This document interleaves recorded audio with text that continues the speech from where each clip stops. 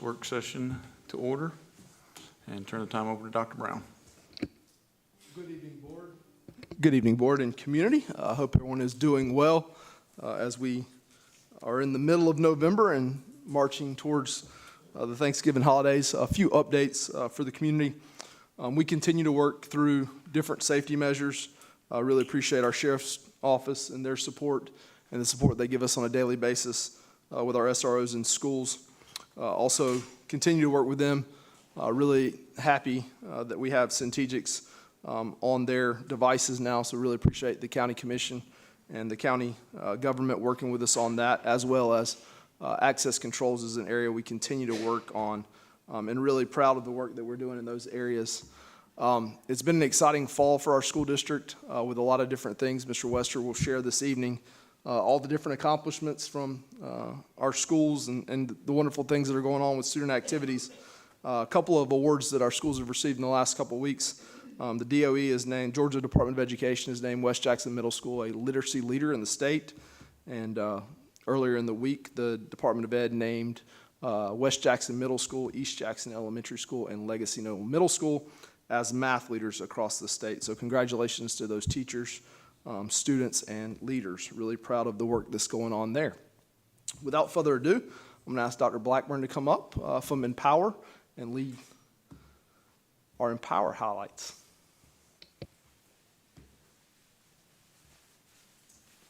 All right. Do we have the presentation?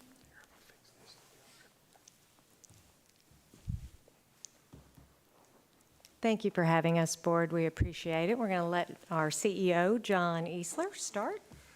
Good evening, board. Thank you for the opportunity to just come and give you a brief update on where we're at with Empower. And I just have to say, since 2019 and having the opportunity to put together what the community and what the school system expected, I think we are in a very good place. I think we've got an amazing staff. We've got wonderful students, and we are working really hard at really implementing those things that were expected, the culture, the school that before we ever opened our doors. I think we're in a very good place. You're going to hear from some really bright young people here in just a minute on the things that we're doing. And I just wanted to say thank you for the opportunity to come and give you a brief update on what we're doing. When we first wrote our school improvement plan, it was a 5-year plan, and it was quickly grounded in our 3 pillars: project-based learning, school culture, and literacy. This graphic depicts what it looked like after our first year. We had planted our seed and our tree began to grow, and every year we continue to develop with our professional development and with the expertise of our teachers. So we are very proud of the progress we have made with these 3 pillars, and our students are going to tell you a little bit about it. So right now I'd like to invite Jackie to come up to the podium and start us off. Hello, I'm Jackie Blavel. I'm in the JRTC and Intro to Public Law and Safety pathway. Literacy is integrated into all of our classes here at Empower through reading and writing in content areas, educational discussions and presentations like we are right now, and our professionalism standards. For example, I don't know if you've heard, but we have a military ball in March for JRTC, and I had the honors to be able to present at military ball. So I'm gonna pass it over to Sarai. Good evening, I'm Sarai Flemister-Reed, and I am in the Teaching as a Profession pathway. I love this class because I would love to give back to my community in the future when I get older. In Teaching as a Profession, we do plenty of research on the standards from the Department of Education, write very detailed lesson plans, and present them to our class and the classes around us. We also do observations like the administration would do in other classes. And then I'd like to pass it on to Christopher. My name is Christopher Story. I'm in the mechatronics and construction pathway, and one way that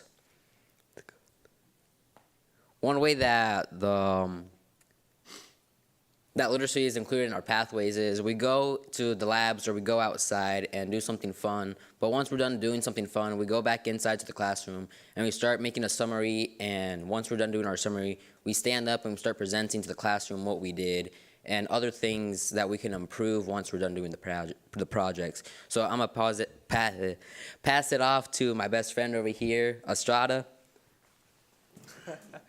Hi, my name is Estrada, and I am a junior in high school, and I'm actually in 4 pathways at Empower, those being architecture, graphic design, business, and JRTC. One thing I love about Empower is, I'm going to specifically talk about architecture, is that I had the ability to become Revit certified, for which that means I have an architectural program for which I work in, and I get to actually pursue my career that I want to follow in as I grow up when I get older. And so this just helps me pursue my ability to do research on like different plans that makes sites more appealing, and it makes just me become a better person and improve my career abilities. So now I'm gonna pass it on to. Oh, actually, one thing I want to talk about as well. I'm sorry, I'm really excited. One thing I really want to talk about is my sister, actually Aubrey Rogers. She had the ability to talk in a gala. And she actually pursued her ability to communicate amongst lots of people. And while I was there, I also had the ability to communicate with investors and just improve my ability to communicate in a lot of people and people of importance. And so, yeah, so now I'm gonna pass it on to Tate. Hi, I'm Tate Pinion. I'm in our horticulture pathway, and one amazing thing about Empower is the opportunities that they provide to us. Empower is just a great place to be, and they provide so many like fun, exciting opportunities to us that ultimately prepare us and improve us for our future. So it'll help big time when we go to get a big job. And one opportunity of that would be tonight, where we're here to speak to y'all. And yeah, I'm gonna pass it on to Estrada. So basically, as y'all know, Empower gives you ability to work in different projects. One of those projects being my ability to be in the AIA program. And that AIA program is an architectural program where you actually compete against other architects who want to be architects when they grow up. And so basically, I had the ability to design a building that where I had to research different environments and different plants that makes the environment more better. So yeah, so now I'm going to pass it on to Z. Hello, I am Zima Happy, and I have taken the architecture and I'm currently taking the construction pathway. And today I wanted to explain our project-based learning. This is where students work together to solve real-world problems using critical thinking and active research. One of the examples I can think of is our econ class, where me and Jackie were able to do a Shark Tank project. I made these paper flowers, which I have in front of me, and with this project, we were supposed to make a company, produce a product, and then research our business structure, our market research, and do a cost analysis. And then we presented to the business class, which then they gave us feedback. I'm going to pass it on to Jackie. So like Z said, I helped out with this project. My product was pumpkin muffins. And one thing that we got to do in the project was we had to learn about sole proprietorships, partnerships, and corporations. And with those, deciding on which one we picked, we had to learn the pros and cons, and we had to be able to talk about those. And as Estrada would know, he was the one that judged mine. And we got to learn whether our pricing was good, or if it was too low or too high, if we were going to be able to make profit off of it. And so I'm going to pass it over to Christopher. So one of the things that we did, so we got all of our main classes, like not the main, like base school, but like our main, how would you say this? Well, our main pathways really. So we got our architect, economics, construction, agriculture, and teaching as a profession. We all got together, we brainstormed big ideas for an ugly piece that we had outside of E-Hall. It was a small little learning environment, but it was outside. No one really used it, so my construction classroom, we went out there with sawzalls and all the other tools you can think of, and we tore it down. Once we tore it down, we repurposed the wood for other projects. Once we were done with that, we started to brainstorm and I'm gonna pass it down back to my best friend Estrada, because he knows more about that than I do. So really we all just came together and we brainstormed on how to make that area more curb appealing. And because right now it was just a bunch of weeds and it just really wasn't exactly where you wanted to be, and that really represents Empower. And so I actually got to contribute by being with the architectural program, and we actually created a site plan for, or at least different ideas that'll have us research different plants that'll be best suiting for the environment. And so it was just a better way for us to improve our communication skills and to really just work on just being better, just like communicating with each other. So now I'm gonna pass it on to Z. I was part of the construction where I helped take apart this little piece, and I'm going to pass it to Tate. One amazing thing about Empower is that they're super like open and friendly. And so when you walk into the building, it's just like a very warm and welcoming environment no matter who you are. And all of our admin and all of our teachers are super duper nice, and they are just so warm and welcoming. And now I'm gonna pass it on to Z. All right, I wanted to talk about the opportunities that Empower gives us, and an opportunity that I got to do through construction was to be able to be part of the Skills USA program. This is where I made a cabinet in my construction class and presented it to these judges, and this helped with, speaking to people, and I wouldn't be able to do this without Empower. So I want to pass it. And she won.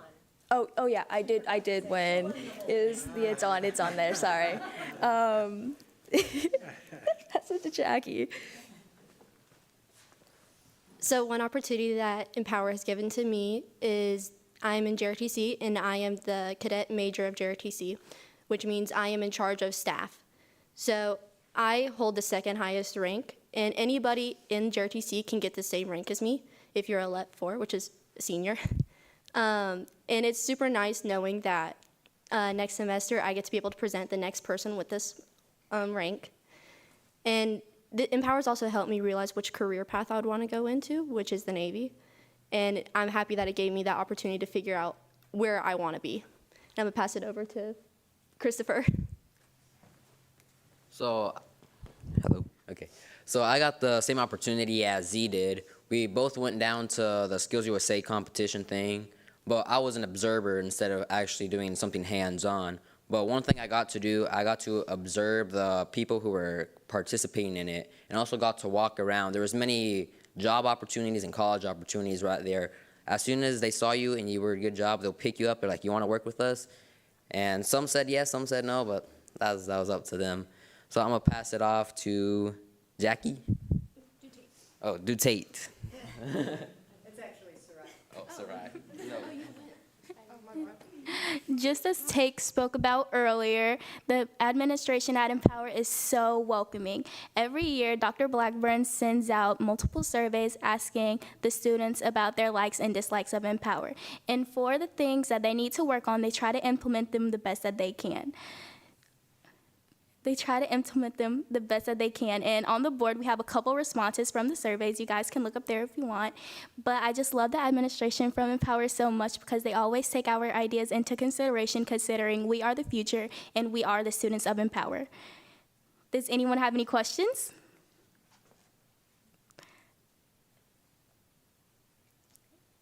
I guess not.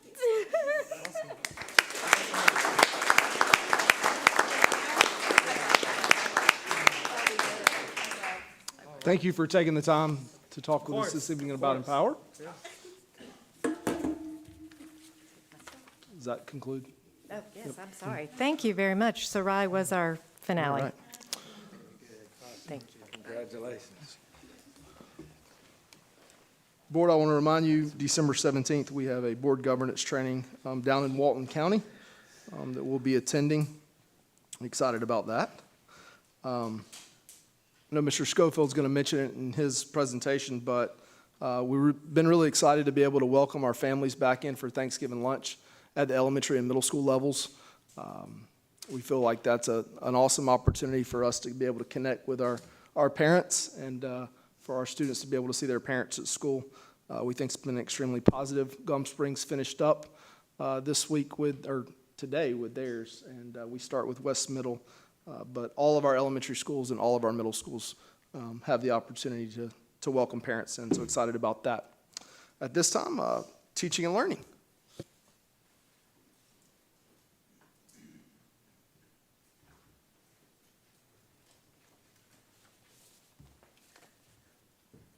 Good evening, Board. We're going to present on a couple of different things. The first thing, if you want to do the graduation rate. Okay. All right, so we are super excited and proud of the graduation rate for the district. This is the first year and the highest rate that we have seen for the district as a whole. We're up 1.2 percentage points on that, and the overall state rate was 85.4. And if you're interested, this information became public on October the 8th. So all the graduation rates for all districts are published out on the Georgia Department of Education site. The other thing that we are super proud of is that this is part of the CCRPI portion. This is the only part of CCRPI so far that's been published or publicly available. But the green flags for all the different subgroups, that's just phenomenal. So the target for those was 90%, and they all exceeded that rate. So our overall, for the students with disabilities, saw the largest increase of 9.13 from 23. And then our English learners also saw an increase of 3.68. And then our economically disadvantaged students saw a 2.53 increase. And if you want to see this across the last 10 years, that's a pretty interesting process. So the rate has varied a little bit across those years since 2016. Any questions on the graduation rate? Okay. Dr. Peacock. All right. Thank you, Board. All right, the next thing I want to share are results from our district SAT and ACT scores from our graduating class. So on the right there, you have 2023, and then on the left, the class of 2024.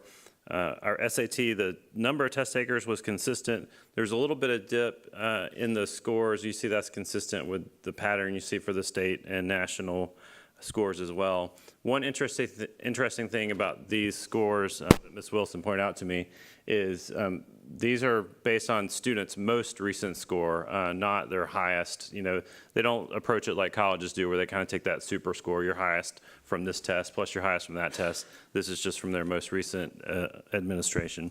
So held pretty close to steady, a little dip there. Like I said, consistent with the state and nation. The next slide are the ACT scores.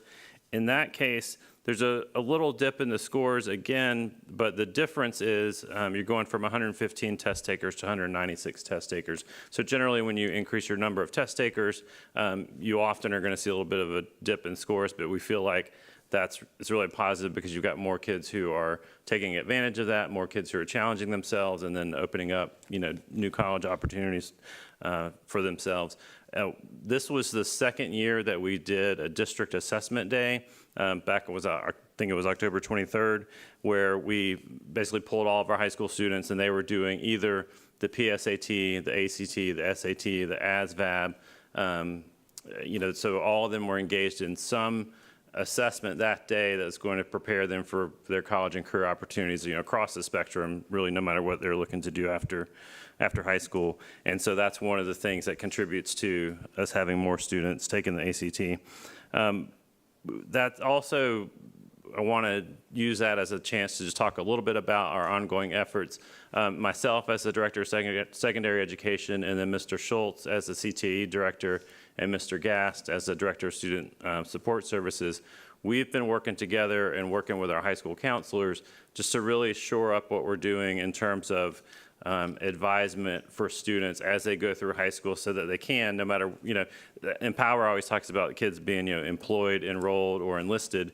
And we kind of take that approach, and whatever opportunity they want to go into after graduation, we want to put our counselors and our teachers in the best possible position to help students understand what those opportunities are, what they need to do to prepare for them, and to be ready so they can do the things they want to do after high school. And so we have really started that work this year, and we'll continue with that. And a second thing we're doing related to ACT and SAT is looking at offering during the summer this year some optional ACT, SAT prep courses for students where that would be fee-based, and then one of our teachers would be facilitating that and helping them really have some concentrated preparation for those assessments so that they can continue to improve their performance. So, thank you very much.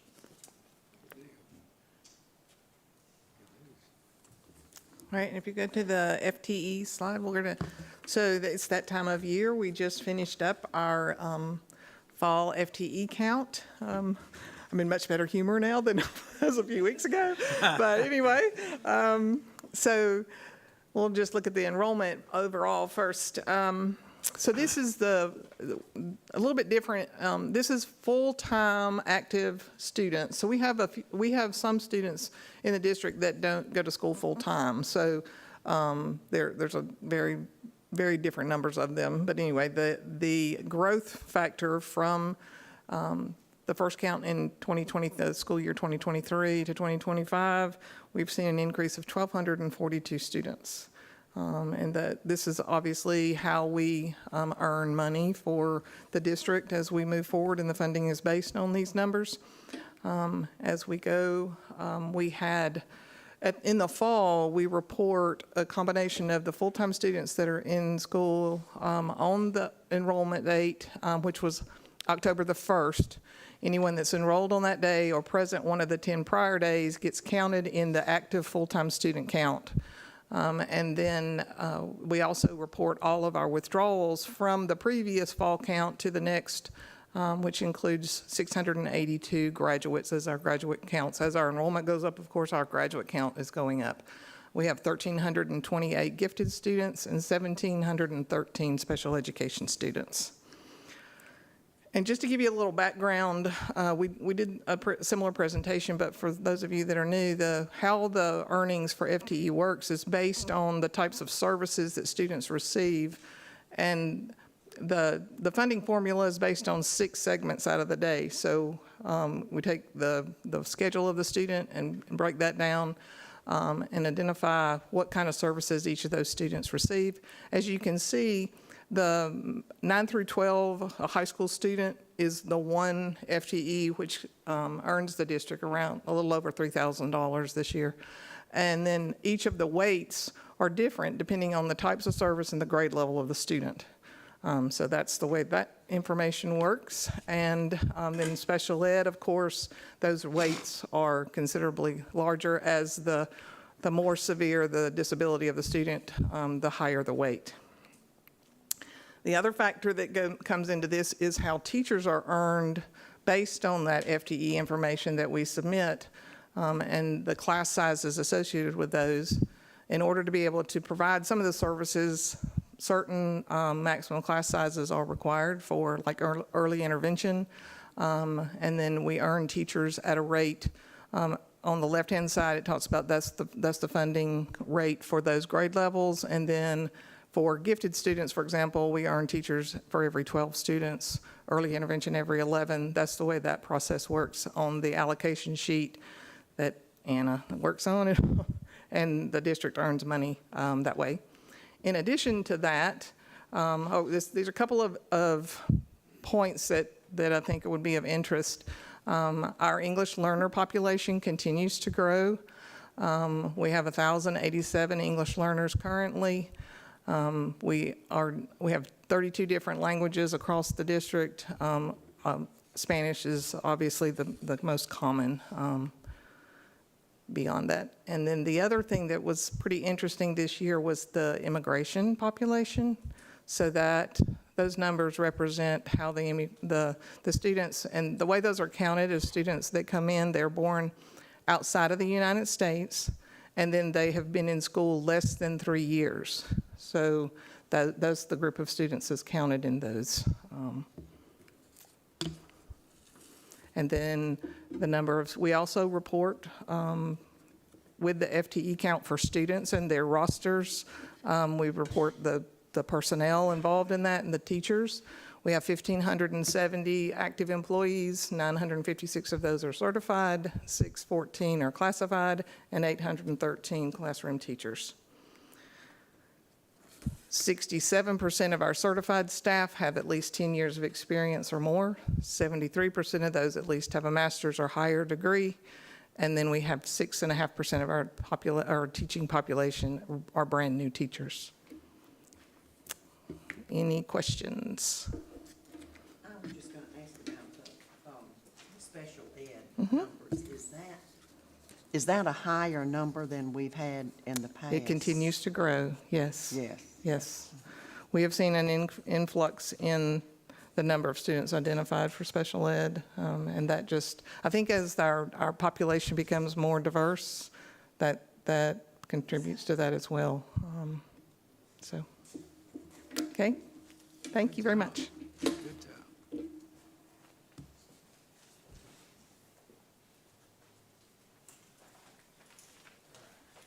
Good evening, board. I want to start tonight with something that's not on the agenda. Real quick, we just got these in today, so we wanted to share what our new pre-K enrollment signs will look like on the east side and our east side and west side. So excited about that. With your child success starts in our pre-K, so you'll see these in front of our schools, in front of our district office here very soon, right before Thanksgiving break, as our pre-K enrollment does start on December 1st. That's of course for the lottery registration, and so we're looking forward to that. That'll take place into the first couple weeks in February, and then you'll also see some cute videos with some pre-K students talking about how great pre-K in Jackson County is coming out soon. Happy to report our first item that the graduation dates for the class of 2025 were announced, and for the first time, to my knowledge, ever, they'll be graduating at the same place, which is very exciting. So it'll be May 17th, 2025 at Aikens Ford Arena at the Classic Center in Athens, Jackson County High School at 10 a.m. and East Jackson at 3. We had the opportunity a couple weeks ago to take, I think it was 7 or 8 students from both high schools to the arena and show them through and record a video. They had some great things to say, a lot of excitement. Obviously, a brand new arena, and students would be able to bring as many guests as they want with parking that's covered. So we're really excited about that this upcoming May. And the class of 2025, it's going fast for them. So it'll be here before we know it.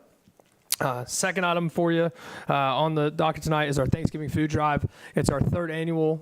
We started it a couple years ago, and really great work by our social workers coming up with trying to supply a family of 4 with a meal, and they're identifying those families. And so the drop-off will be the 15th of November at Empower from 8 to 12.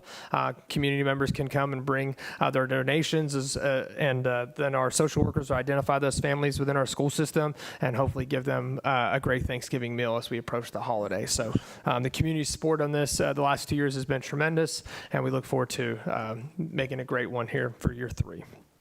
In October, I had the opportunity to go to Savannah for the Georgia School Public Relations Association conference. I got to hang out with folks from all over the state, which was really exciting to meet some people that do what I get the opportunity to do. I'm happy to report, and I have the trophy here. Dr. Brown asked me to bring it. Pretty exciting that we got a gold emblem for our annual report, and then little to my knowledge, I know that we were going to win best in class for annual report. And so it's only the second one we've ever done, and we won best in the States. So that's fantastic. I really appreciate our directors and our principals helping me get the information in there, and I appreciate Caroline Fawn for tearing apart my pages, as I've said multiple times, and making it look a lot better. I told her the content was great, but I think the design played a major part in us winning. So thank her for her work, and awesome that we were able to win that.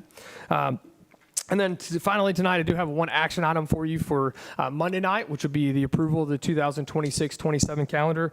As you know, we are trying to provide our families with that 2 calendars ahead of the school year we're currently in. So we've shown this calendar to our teacher advisory committee, our VILA representatives, and our principals for feedback. I can tell you that the feedback was pretty consistent throughout. And so school start that Thursday start like we like. Our community likes those 2 days before they get a break. You'll see 5 staff development days to start, and then school starting July 30th. And then a normal fall break that we've had last year and this year and next year with that week off at Thanksgiving. Great to know that the winter break over Christmas and New Year gets out on December 17th, and then you see students come back on January 5th. Important to note that every month, students have a day off, with the exception of August, because we start right there. But there's a day off in at least every month, which is great for our students, and our staff seems to like it. There are 2 post-planning days at the end of the year as well. So the last day of 2027 would be, May 20th? So it seems far away, the start of 2026 year, but it's really going to come fast. So we'll ask for you guys to vote on that Monday night so we can put that on our website and get that out. Any questions? No? All right. Awesome. Thank you all very much.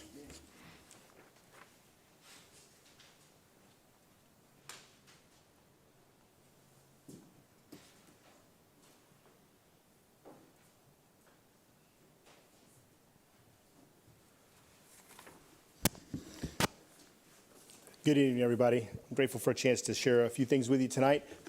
First, let's talk a little bit about enrollment. The enrollment in Jackson County at the end of October was 11,306. And so that is up 63 from the month before. So we enrolled about 63 students. It's really more than 63 because we had some students leave as well, as you know. But the net gain was 63. And that's about 671 students over last year at this time. It's a 6.3% increase again. So we're seeing that same steady growth that we've seen over the past 5 years or so, where we are growing pretty darn quickly. The growth was actually pretty consistent across the board. We did see the school that grew the most this time. Heroes had plus 13. South Jackson had plus 13. And West Jackson Elementary had plus 12, along with Gum Springs. So our elementary schools saw a lot of that growth in the past month. And we did see a little bit of a drop there at Jackson County High School, -9 there. But we anticipate that will continue to grow as well as we get going through the rest of the year. So any questions on enrollment for us? We're still growing. Every day. Grateful for the Central registration folks. They do a great job for us. So grateful for all their hard work. And now I get to do the fun stuff. I get to talk to you a little bit about some of the amazing things that have happened over the past few months in our schools and some of the accomplishments of some of our students. And it would be a long night, a wonderfully long night for me to share everything that's going on. But I do have some highlights that I'd like to share with you, and just some things for us to really be proud of and what's happening with our staff and our students. So let's start with East Jackson High School. They've completed, for many of their sports, some of their fall seasons and getting into the winter sports. But volleyball finished the season with a 27-14-1 record, the most wins in school history. They finished in the Elite 8 in 2A and were ranked number 6 in the nation.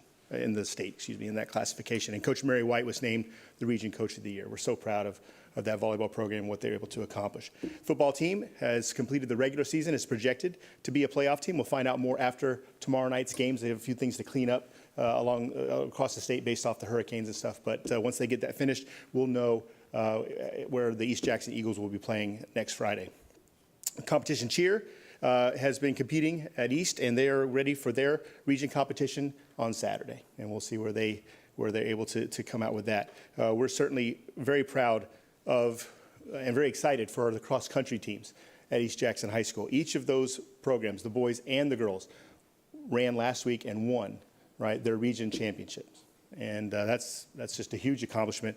And they are preparing themselves to run on Saturday in Carrollton, and we're very, very optimistic that they have a chance to place and potentially place very high. And so we're excited for them, and we'll be cheering them on. Talk a little bit about the fact that sideline cheer, esports, and flag football are still in their seasons and are still competing and representing East Jackson in a great way. We've also started our winter sports. And so boys basketball, girls basketball, we both got wins on Monday against Johnson as they started the year. Swimming had a great first meet on Saturday with 2 school records being set. The men's 200 medley relay and Emma Miller in the 100 butterfly, while several other swimmers also set personal records already in the first meet of the year. And wrestling is opening up for our boys and girls as well, and they start on Saturday with a tournament at Jackson County. So East Jackson High School has had a great fall, continuing to have a great fall. We're very excited about the winner there. At Jackson County High School, volleyball finished with a 40-7 record. We're the region champs, also finished in the Elite 8 with Class 5A with an eighth place ranking at the end of the year. Paisley Gillespie was named the region and the state 5A volleyball player of the year for them. And Allie Page was also a first-team All-State player for the volleyball team. So great finish for those ladies. The football team at Jackson County finished the regular season at 8-2. They were the region runner-up, and that is tied for the most wins in Panther history already as a team. They will host their first home playoff game in school history on Friday night next week, and we'll be hosting the Coffee Trojans, and we're excited to bring them up here and see if we can't move on to round 2. So that's what's happening there with the football team. Very proud of Coach Mobbs and all those boys and the coaches there. The cross-country team at Jackson County, the girls did win the region championship last weekend, and will run at Carrollton as well and have a chance to place there. The boys advanced to the state meet for the first time in several years, and their program is young and running really well. We're very proud of both of those teams.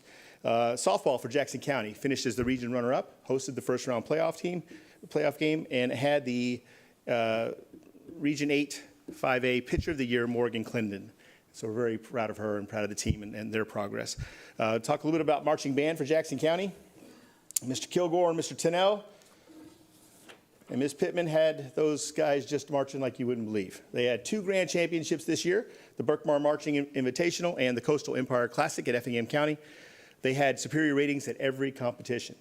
And the percussion group was the top percussion group at every competition this year. So just some great things going on there. Accolades like you wouldn't believe. Our one-act play program, so our thespians at Jackson County High School won the region championship last week, and they will be competing at state for a chance to place there as well. So we're very excited for them.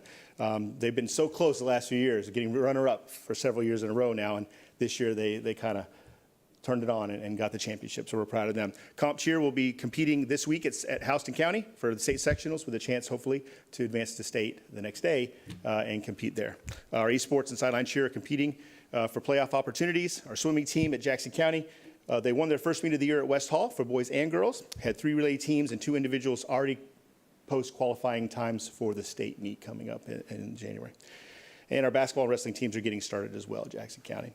Talk about our middle schools, because we can't leave them out, right? We love those guys. And the cross-country team at East Jackson, boys and girls, they won the conference championship this year. So they're doing great. The West Jackson boys and girls finished as the runner-up.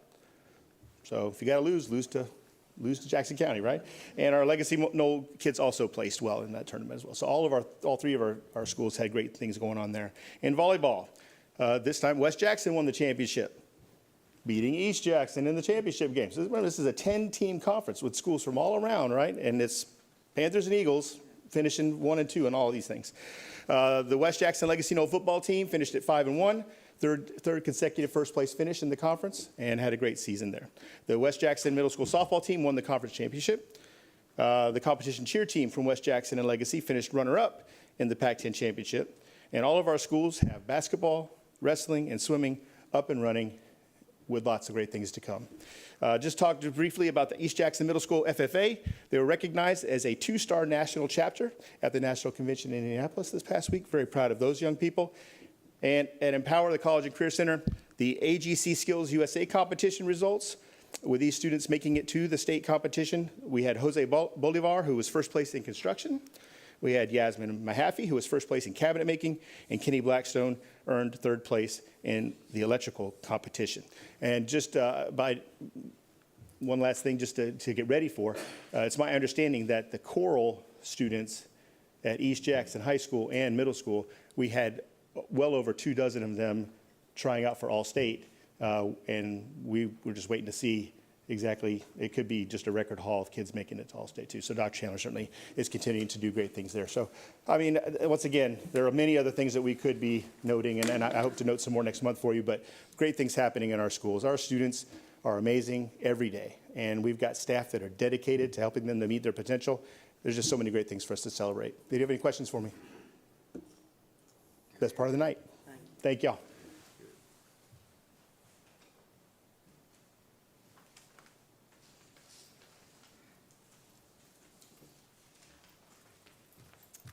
Good evening, Board.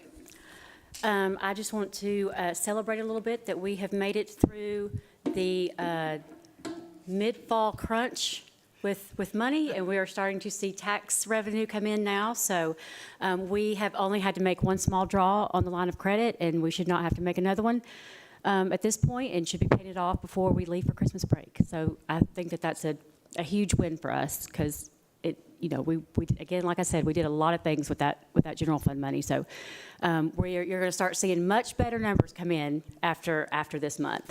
As you can see, the SPOS dipped a little bit from last month and over the average, but I really attribute that probably to the election and people kind of reeling in their shopping, not really knowing what was going to happen with the election and how the outcome of that was going to be.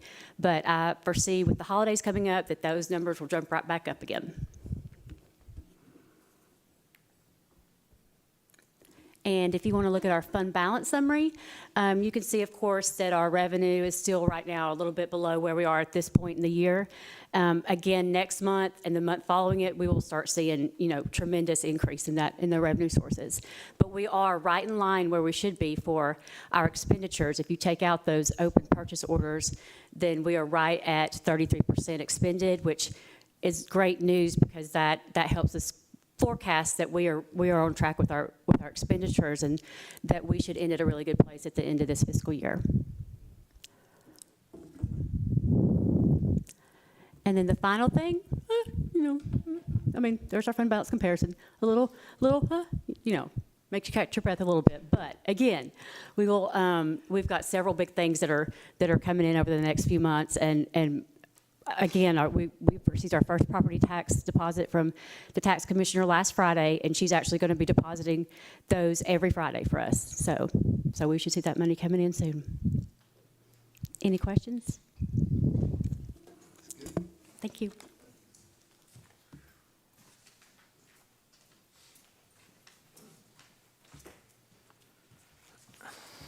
Good afternoon. I'll try to make it quick if I can. I've got a few items, or one item to present, but before I do so, I do want to bring to your attention that we are, our school nutrition team is providing holiday lunches for our meals that are elementary and middle facilities, middle schools.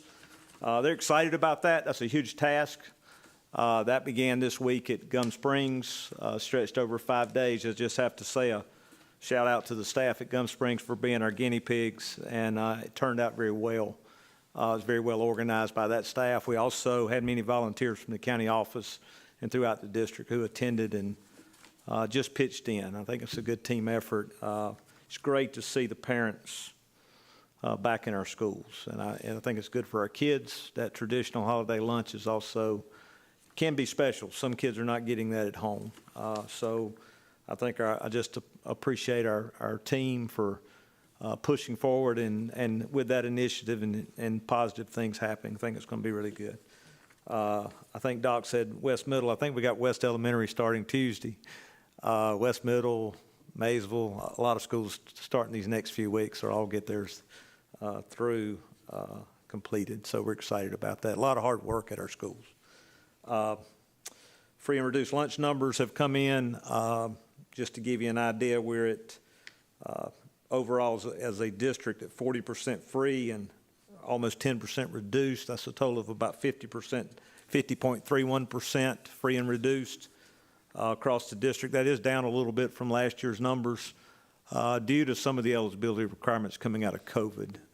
There were some numbers taken in last summer, so we believe that made that impact. So